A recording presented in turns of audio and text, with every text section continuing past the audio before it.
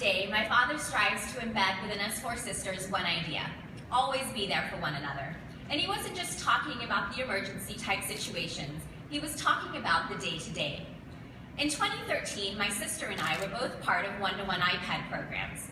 She was a PA student at the Keck School of Medicine of USC, and I was teaching history and leading a one-to-one at a K-12 called Fairmont Private Schools. One day, I was out to dinner with her and her friends, and they were telling me about a project that they had to work on in their last semester. Basically, they had to reflect back upon their rotations, identify a health concern, create a teaching solution, and then implement it in the community.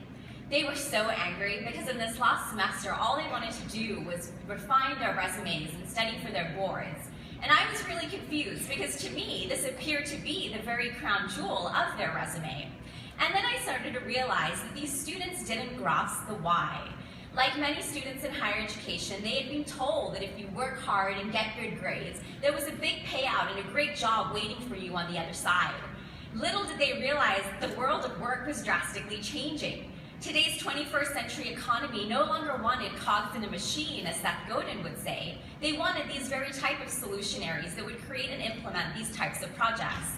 And so I realized that this was one of those moments where we had to be there for one another. This was a huge learning opportunity for my sister and her friends.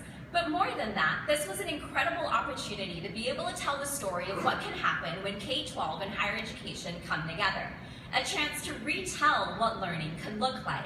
And so we began taking a look at a few different things. Their topic was childhood obesity, and this poster board you see here was their initial teaching solution. We looked at a couple of other tools, and they ultimately fell in love with iBooks Author. So I said, okay, let's map it out. What would it look like? What would it feel like? When your users interact with it, what would happen? How would they feel? And so this is ultimately what they ended up creating. When they presented it to community members, they were overwhelmed by the excitement and engagement from their audience. When they presented it to their peers and professors, they won the award for Best Project.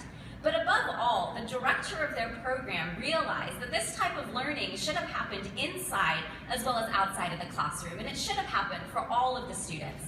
And so a new position was created where I now am honored to be able to serve as the Director of Innovative Learning for the PA program at the Keck School of Medicine. But through this entire process, I learned an incredibly valuable lesson. Why talk about others when we can talk with others? We spend so much time highlighting the flaws in each other's institutions. But what happens when we come together and merge our skills of creation, collaboration, and communication in the service of the ultimate C, community? Because when we all work and do a little part in our home where community building begins, together we can make a global impact. Thank you so much.